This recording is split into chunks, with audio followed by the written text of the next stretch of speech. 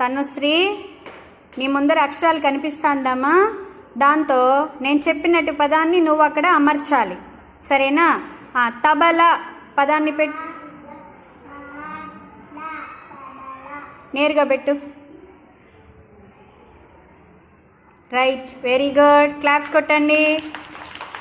ధీరజ్, వల పదం సెట్ చెయ్యి. Very good. ధనుష్, పనస పదం పెట్టినాయన.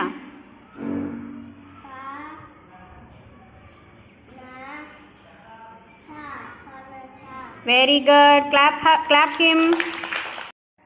నవిష, కలత పదం సెట్ చేయనైనా.